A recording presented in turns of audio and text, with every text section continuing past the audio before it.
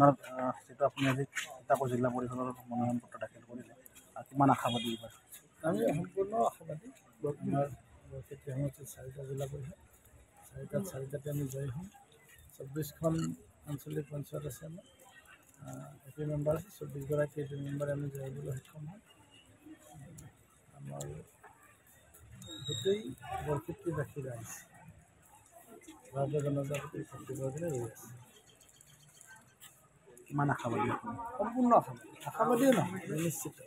ৰাইজৰ যিটো সঁহাৰি, ৰাইজৰ যিটো মুখ্যমন্ত্ৰী ডাঙৰীয়াৰ প্ৰতি যিটো আস্থা বিশ্বাস, মোদী ডাঙৰীয়াৰ সুশাসনৰ যিটো ফল ৰাইজে পাইছে, গতিকে বিকাশৰ স্বাৰ্থত ৰাইজে ভোট দিবৰ কাৰণে ৰৈ আছে।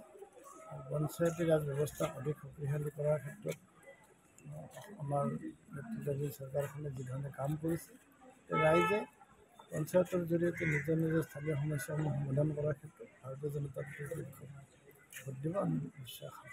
আপোনাৰ তাতে কংগ্ৰেছৰ বিধায়ক আছে, মানে প্ৰত্যাহ্বান হ'ব বুলি কংগ্ৰেছৰ বিধায়ক আছে, কিন্তু সেই দিন নাই। ইয়াৰ মানে মানুহৰ মোহভংগ হৈছে।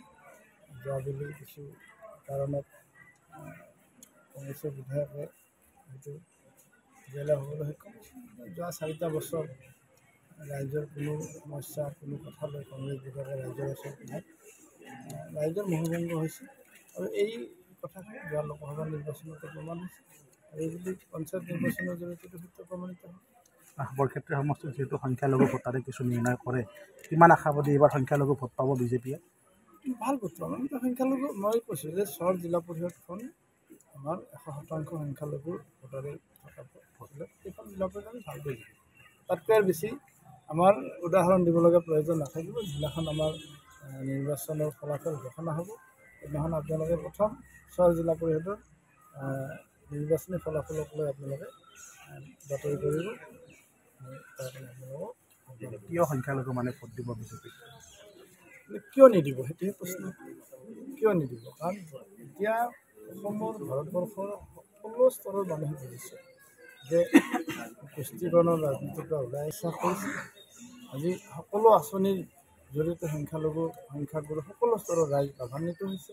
গতিকে মানুহক বিকাশ লাগে, ডেভেলপমেণ্ট লাগে, আৰু সেই তাৰ স্বাৰ্থতে সকলো ৰাইজে ভাৰতীয় জনতা পাৰ্টীক ভোট দিব বুলি বিশ্বাস কৰে। আপোনাৰ যেটা আপুনি আজি তিতাবৰ জিলা পৰিষদৰ মনোনয়ন পত্ৰ দাখিল কৰিলে কিমান আশাবাদী এইবাৰ? আমি সম্পূৰ্ণ আশাবাদী। আমাৰ বৰক্ষেত্ৰী সমষ্টিত 4টা জিলা পৰিষদ, চাৰিটাতে আমি জয়ী হ'ম। 24খন আঞ্চলিক পঞ্চায়ত আছে আমাৰ, এপি মেম্বাৰ আছে, 24গৰাকী এপি মেম্বাৰে আমি জয়ী হ'বলৈ সক্ষম হ'ম।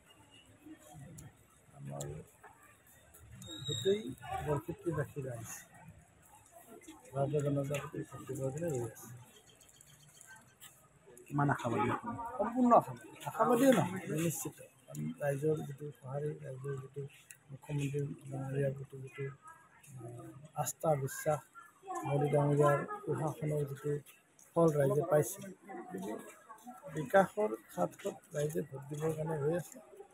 পঞ্চায়তী ৰাজ ব্যৱস্থা অধিক শক্তিশালী কৰাৰ ক্ষেত্ৰত আমাৰ নেতৃত্বাধীন চৰকাৰখনে যিধৰণে কাম কৰিছে, ৰাইজে পঞ্চায়তৰ জৰিয়তে নিজৰ নিজৰ স্থানীয় সমস্যাসমূহ সমাধান কৰাৰ ক্ষেত্ৰত ভাৰতীয় জনতা পাৰ্টীৰ ভোট দিব আমি নিশ্চয় আশা।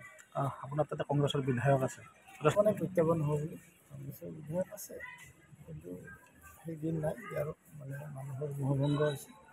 যোৱাবেলি কিছু কাৰণত কংগ্ৰেছৰ বিধায়কে হয়তো জেলেৰ হ'বলৈ সক্ষম হৈছে।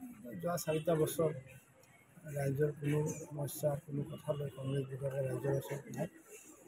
ৰাইজৰ মোহভংগ হৈছে আৰু এই কথাখিনি যোৱা লোকসভা নিৰ্বাচনতো প্ৰমাণ হৈছে আৰু এইবুলি পঞ্চায়ত নিৰ্বাচনৰ জৰিয়তে সত্য প্ৰমাণিত হ'ল। বৰক্ষেত্ৰী সমষ্টিত যিহেতু সংখ্যালঘু ভোটাৰে কিছু নিৰ্ণয় কৰে, কিমান আশাবাদী এইবাৰ সংখ্যালঘু ভোট পাব বিজেপিয়ে? ভাল ভোট পাম। সংখ্যালঘু মই কৈছোঁ যে চৰ জিলা পৰিষদখন আমাৰ 100% সংখ্যালঘুৰ ভোটাৰে থকা এইখন জিলা পৰিষদ আমি ভাল কৰিছোঁ। তাতকৈ আৰু বেছি আমাৰ উদাহৰণ দিবলগীয়া প্ৰয়োজন নাথাকিব। যিদিনাখন আমাৰ নিৰ্বাচনৰ ফলাফল ঘোষণা হ'ব, সেইদিনাখন আপোনালোকে প্ৰথম চৰ জিলা পৰিষদৰ নিৰ্বাচনী ফলাফলক লৈ আপোনালোকে বাতৰি কৰিব। তাৰ কাৰণে আপোনালোকক কিয় সংখ্যালঘু মানে ভোট দিব বিজেপিক? কিয় নিদিব সেইটোহে প্ৰশ্ন। কিয় নিদিব? কাৰণ এতিয়া অসমৰ ভাৰতবৰ্ষৰ সকলো সকলো স্তৰৰ মানুহে বুজিছে যে পুষ্টিকৰণৰ ৰাজনীতিৰ পৰা ওলাই ইচ্ছা কৰিছে। আজি সকলো আঁচনিৰ জৰিয়তে সংখ্যাগুৰু সকলো স্তৰৰ ৰাইজ লাভান্বিত হৈছে। গতিকে মানুহক বিকাশ লাগে, ডেভেলপমেণ্ট লাগে, আৰু সেই তাৰ স্বাৰ্থতে সকলো ৰাইজে ভাৰতীয় জনতা পাৰ্টীক ভোট দিব বুলি বিশ্বাস কৰে। যিকোনো খবৰৰ বাবে যোগাযোগ কৰক 7099017330 লগতে 7099017110 নম্বৰত।